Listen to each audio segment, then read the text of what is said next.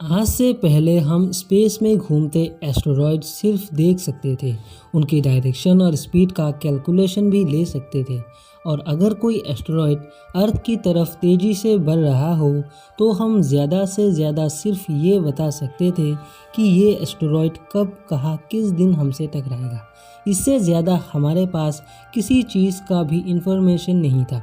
लेकिन अब human history में पहली बार अर्थ को एस्टेरॉयड से बचाने का मैकेनिज़्म प्रैक्टिकली बनाया गया है और नासा ने इस मैकेनिज़्म का लाइव एक्सपेरिमेंट भी पूरी दुनिया को करके दिखाया। सैम टीवी की वीडियो में एक बार फिर से स्वागत है। नाजरीन, 6 करोड़ साल पहले माउंट एवरेस्ट की साइज जितना एस्टेरॉयड हमारी प्लेनेट से टकराया था। 10 किलोमीटर फैला हुआ एस्टेरॉयड ने अर्थ का पूरा नक्शा ही बदल डाला। ये तबाही इतनी हौलनाक थी कि इसने पूरी प्लेनेट से डायनासोर्स का खात्मा कर दिया। लेकिन आज इंसानों के पास ऐसी टेक्नोलॉजी मौजूद है जिससे अर्थ की तरफ बढ़ता हुआ एस्टेरॉयड को पहले से ही अंदाज़ा लगाया जा सकता है। ये टेक्नोलॉजी वक्त के साथ साथ और एडवांस होती जा रही है और ये हम ज़्यादा से ज़्यादा दूर की एस्टेरॉयड को भी देख सकते हैं। नासा के पास फ्यूचर में अर्थ के पास से गुजरने वाले 26,115 एस्टेरॉयड की लिस्ट मौजूद है। इनमें से 16,420 ऐसे एस्टेरॉयड हैं जिनका साइज 100 मीटर से भी छोटा है।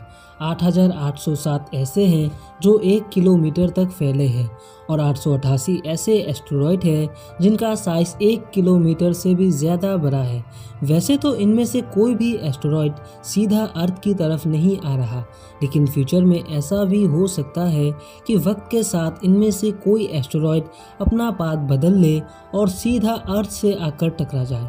सिर्फ 1 किलोमीटर फैला हुआ एस्टेरॉयड अगर अर्थ से टकरा जाए तो वो इतनी एनर्जी प्रोड्यूस करेगा जितनी 1000 न्यूक्लियर बॉम्ब से पैदा हो सकती है।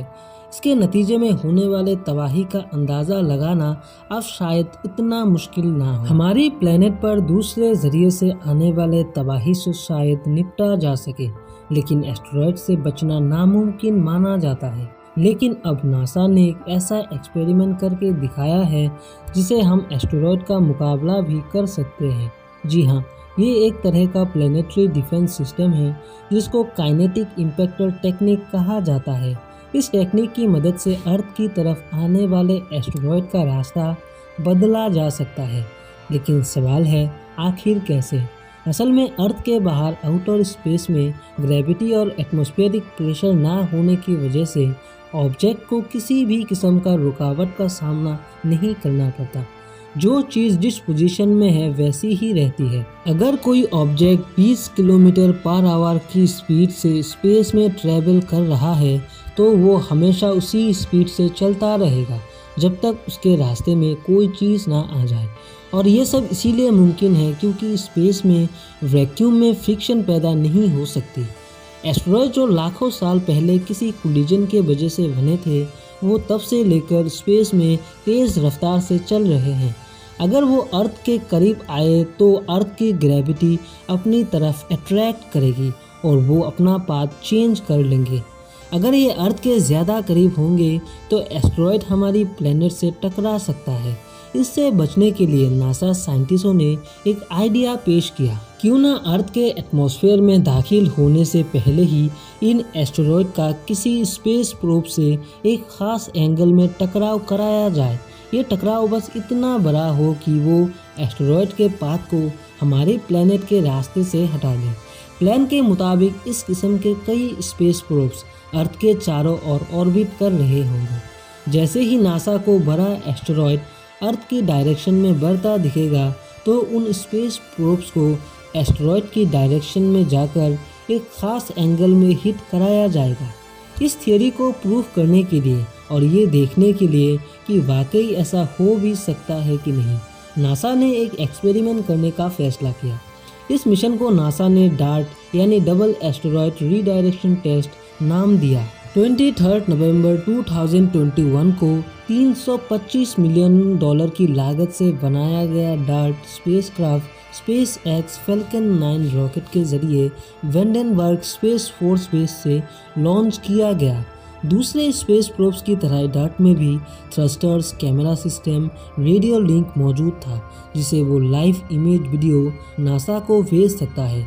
कुछ घंटों के बाद अब यह अर्थ के ऑर्बिट में आ चुका था। नासा को अब एक सूटेबल परफेक्ट एस्टेरॉयड की ज़रूरत थी जिसे वो डार्ट को कोलाइड करवा सके। हमारी प्लेनेट से 1 करोड़ किलोमीटर दूर 170 मीटर बड़ा ये है डाइमोर्फस, जो अपने से 5 टाइम्स बड़े प्लेनेट को ऑर्बिट करता एक छोटा सा मून है। छोटा तो वो सिर्फ हमारे चांद के मुकाबले में है, असल में इसका वजन 500 करोड़ किलोग्राम से। इसकी हाइट, मास और अर्थ से इसका डिस्टेंस देखकर इसे डार्ट कोलिजन के लिए बिल्कुल परफेक्ट समझा गया, जबकि दूसरी तरफ डार्ट की वजन सिर्फ 579 kg से, यानी डार्ट का मास डाइमोर्फस के मुकाबले सिर्फ 0.0001% ही है। लेकिन जब बात हो रही हो स्पेस फिजिक्स की तो वजन से ज़्यादा स्पीड मैटर करती है। जी हाँ, नासा साइंटिस्टों ने कॉम्प्लेक्स कैलकुलेशन की मदद से ये नतीजा निकाला कि अगर डार्ट को 23,000 किलोमीटर पर आवर की स्पीड से हिट किया गया तो डाइमोर्फस की डायरेक्शन में 1% चेंज आ सकता है। ये तमाम कैलकुलेशन के बाद डार्ट को अर्थ के ऑर्बिट से निकालकर डायरेक्शन 1 करोड़ किलोमीटर दूर डाइमोर्फस की तरफ कर दी गई। कई महीने के सफ़र के बाद फाइनली 26 सितंबर 2022 को जब कोलिजन में चंद घंटे बाकी थे तो नासा ने डार्ट पर लगे कैमरा से कोलिजन की फुटेज को लाइव कर दिया। फुटेज में देखा जा सकता है 23,000 किलोमीटर की स्पीड से बढ़ता डार्ट पहले उस छोटे से प्लेनेट को क्रॉस करता है जिसकी ओर डाइमोर्फस ऑर्बिट कर रहा है।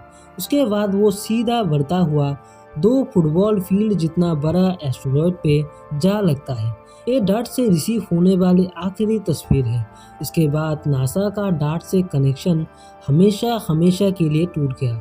ये मिशन सक्सेसफुल होने पर नासा साइंटिस्टों का खुशी का ठिकाना नहीं था।